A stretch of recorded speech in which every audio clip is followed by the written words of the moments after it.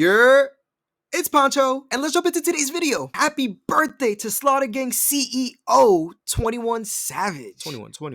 Today, Mr. 21 is now Mr. 31. 31. Yes, he's 31 years old. As he celebrates his birthday, let's celebrate with him by celebrating what he's accomplished so far. Alrighty, so nearly a decade ago, in November of 2014, Savage releases his first single called Picky. After that, in May of 2015, he releases his first project called The Slaughter Tape. Fast forward 2 months later, it's July, and it's around this time we start to see the emergence of the SoundCloud era. Sony Digital is being one of the more well-known producers at that point in time, and the two ended up working together. They released a collab EP called Free Guwap, which was uploaded onto Sony Digital SoundCloud. From there, 21 releases his second project called The Slaughter King at the beginning of December 2015. In the following months, he would tag along with Lil Vert and YFN Lucci on a little tour across the US, wrapping up with them at the end of June. About a week or two later, it's July, and he appears in the famous 2016 XXL Freshman Freestyle Cypher on July 6, 2016. About 2 weeks later, on July 15th, Metro Boomin and 21 Savage collabed together, releasing one of the hardest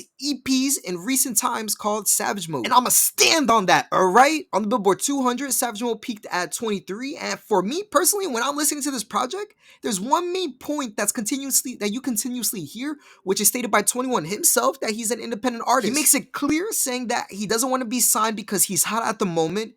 He would want a deal where they see longevity and value in him, which is absolutely the right way of thinking, of course. So by the end of the year, the song X goes platinum, making his first platinum song. Moving along here is January 18th, 2017, and he officially signs a deal with Epic Records. It's a deal that he made sure he got because in an interview he did with $1 million worth of Game, he stated, "I had a platinum album before I signed my first deal. I own my masters right now. Every song you've heard, I own it. I got a 70-30 split with my label. I make more money off my album sales than I do off of touring. For a lot of rappers, most of their money comes from touring." Moving along here to July 6th of 2017, which is literally a year later from the XXL Cypher, his Issa album release, selling 77,000 units in the first week. My guy just started rapping like almost 2 years ago. Maybe he might have been rapping prior to late 2014, early 2015-ish.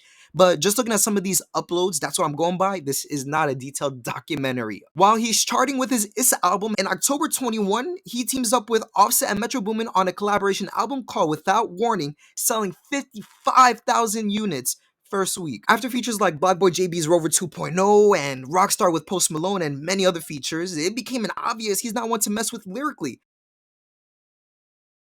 In October of 2018, another collaboration album with him and Metro Boomin called Not All Heroes Wear Capes is uploaded, with it selling nearly 100,000 units in the first week. About 2 months later, Christmas came a bit early because on the 21st, he officially dropped his sophomore album, I Am Greater Than I Was, selling 131,000 units the first week. So in 2019, Mr. 31 laid low, all right? He was chilling, relaxing, doing whatever relaxing 21 does, all right? However, in February of 2020, Savage Mode 2 with Metro Boomin released, with that selling 171,000 units the first week and debuting on the Billboard Hot 100 at #1. Over the course of the next 2 years, he mainly did features until November of 2022. That's when it all changed, all right? Because Drake brought him on his Her Loss album, with that selling 404,000 units the first week, and it, of course, undoubtedly, we should know this by now, debuted on at #1 on the Billboard Hot 100, all right?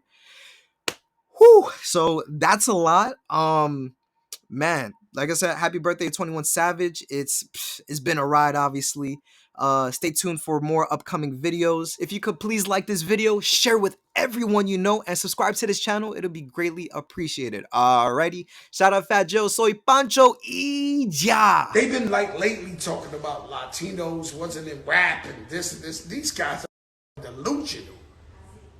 We're from the Bronx, New York. It happens. And so when hip hop started, it's Latino and black, half and half. But they going at me because I'm like the only Spanish dude, like really with a big voice. And Latinos wasn't there. You was invited. You are a specimen. I don't know what the fuck is up with these people that don't know their facts.